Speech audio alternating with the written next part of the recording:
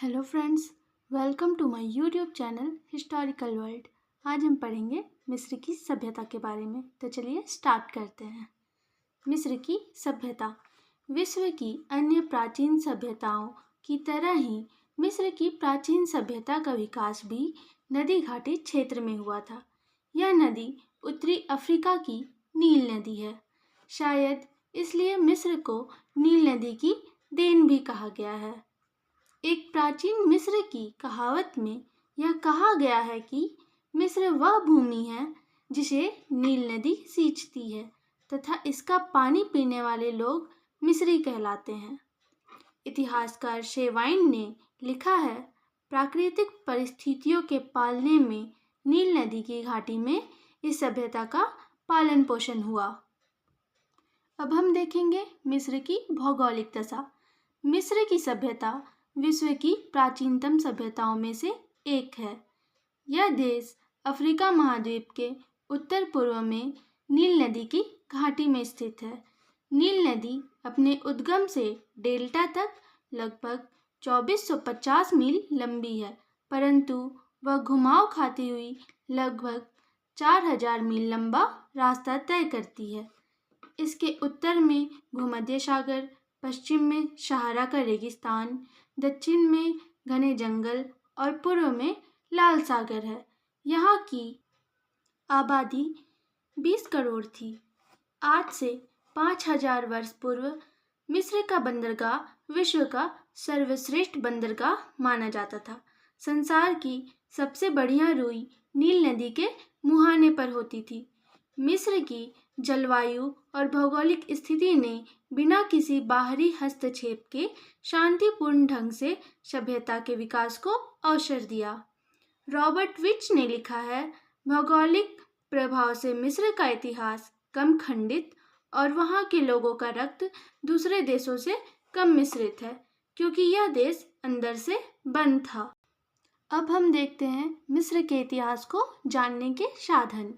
प्राचीन मिस्र का इतिहास जानने के निम्न साधन हैं। पहला है हॉवर्ड कार्टर। यह एक अंग्रेज पुरातत्ववेत्ता था जिसने 1922 ईस्वी में 18 वर्षीय बालक सम्राट तूतानखामेन के पिरामिड के एक गुप्त द्वार की खोज की थी, जिससे प्राचीन मिस्र के सभ्यता एवं संस्कृति के विषय में जानकारी प्राप्त हुई। दूसरा है नेपोलियन बोनापार्ट का योगदान। फ्रांस के शासक नेपोलियन बोनापार्ट ने जब 1798 ईस्वी में मिस्र पर आक्रमण किया, तब उसे नील नदी के मुहाने पर रोसेटा नामक स्थान पर एक प्रस्तर शिलालेख मिला, जो 1.5 मीटर लंबा और 70 मीटर चौड़ा था। इससे मिस्र के टोलमी राजा के शासनकाल के विषय में पूरी जानकारी प्राप्त होती है।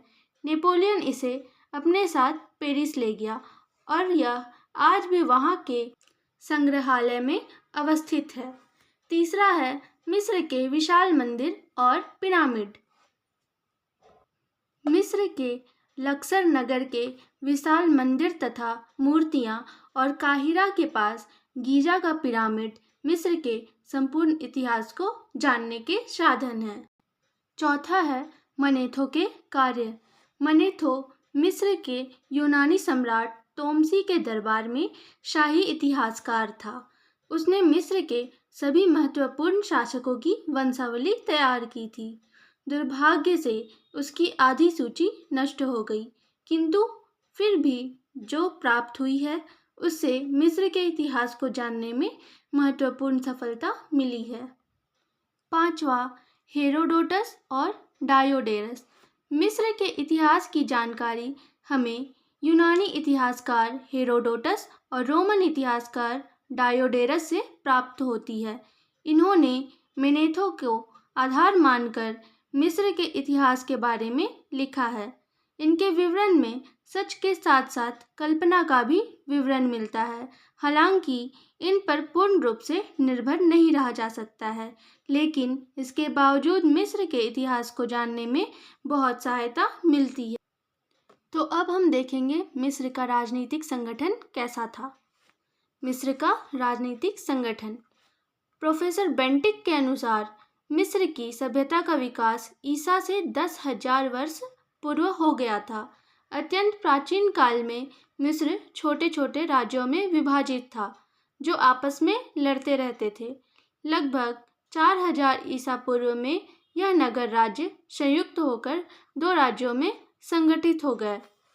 पहला उत्तर मिस्र तथा नील नदी के मुहाने का राज्य, दूसरा दक्षिण मिस्र अथवा नील नदी की घाटी का राज्य।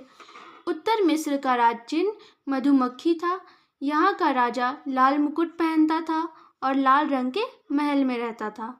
दक्षिण मिस्र का राज्य चिन्ह पेपायरस का गुच्छा था। यहाँ का राजा श्वेत मुकुट पहनता था और श्वेत रंग के महल में रहता था।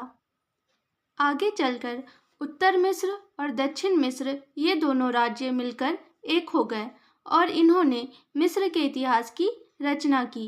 इन दोनों राज्यों को मिलाने वाला नेता मेना या मिनीस था। उसने 2400 ईसा पूर्व में इन दोनों राज्यों को मिलाकर संपूर्ण मिस्र को अपने अधीन कर लिया। मेना एक सफल विजेता और महान सेना नायक था। उसने मेम्फिस को मिस्र की राजधानी बनाया और वहां राजतंत्रात्मक व्यवस्था स्थापित की। उसे मिस्र की राजनीतिक एकता का जनक माना जाता है। इसी ने मिस्र के प्रथम राजवंश की स्थापना की। इतिहासकार डेविस का यह मानना है मिनीस से मिस्र में वंशीय शासन का प्रारंभ होता है और वह इस वंश का प्रथम शासक था। मिनीस ने मिस्र पर 62 वर्षों तक शासन किया। उसकी मृत्यु दरियाई घोड़े द्वारा उसे नील नदी में खींचे जाने के कारण हुई। हम कह सकते हैं कि मेना के समय से ही मिस्र का क्रमबद्ध इतिहास प्रारंभ होता है। जहाँ तक मिस्र के राजनीतिक संगठन की बात है, मिस्र के राजा को फराओ कहा जाता था। फराओ का अर्थ है सर्वोच्च भवन, जहाँ ईश्वर निवास करते हैं।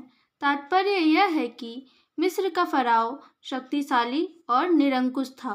मिस्र में लगभग 31 राजवंशों ने 3100 वर्षों तक शासन किया और अंत में 332 ईस्वी में सिकंदर ने अधिकार करके इसे अपना निवेश बना लिया। मिस्र के राजनीतिक इतिहास को 3 भागों में विभक्त किया जा सकता है। पहला पिरामिड युग 3400 से 2160 ईसा पूर्व।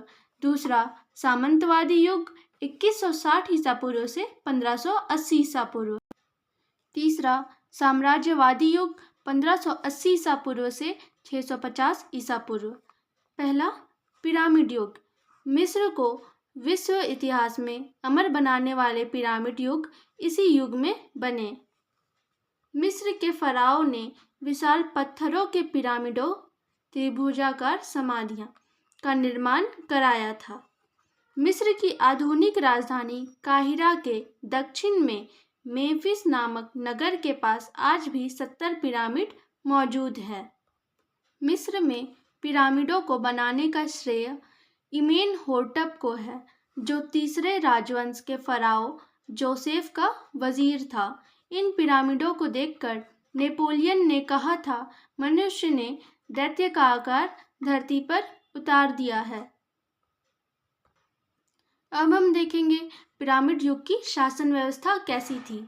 इस युग के पहले 2 वंशों ने थिब्स को अपनी राजधानी बनाया और तीसरे वंश ने मेम्फिस को अपनी राजधानी बनाया, जो अगले 500 वर्षों तक मिस्र की राजधानी बनी रही। पिरामिड युग में राजा को असीमित अधिकार प्राप्त थे। मिस्रवासी फराओ को सूर्य देवता का पुत्र मानते थे। फराओ को न्याय और ईश्वर का प्रतिनिधि माना जाता था। फराओ पुरागत होते थे और राज्य की समस्त शक्तियां उसके हाथों में केंद्रित होती थी। फराओ का मुख्य कर्तव्य राज्य में शांति व्यवस्था बनाए रखना तथा प्रजा की भलाई के लिए कार्य करना था। न्याय व्यवस्था सुदृढ़ थी। फराओ अपील सुनता था। नदी के किनारे किनारे राज्य नोम जिले में बटे हुए थे। प्रत्येक नोम का एक धर्म, एक देवता, एक सरदार और एक कबीला होता था। फराओ के पास अस्थायी सेना नहीं होती थी। वह आवश्यकता पड़ने पर हर नोम की सेना मंगवा लेता था। इतिहासकार प्लेटो लिखते हैं कि पिरामिड काल में कानून व्यवस्था और समृद्धि के दृष्टिकोण से बहुत उन्नतिमयी था। अनेक मिस्रवासियों के रहन सहन का स्तर उन्नत हो गया था। फराओ ने अपने कृपा पात्र कुलीन सामंतों को बड़ी बड़ी जागीरें देकर मानो पुरातन काल के मृत्युदंड आदेश पर मानो हस्ताक्षर कर दिए। दूसरा है सामंतवादी युग।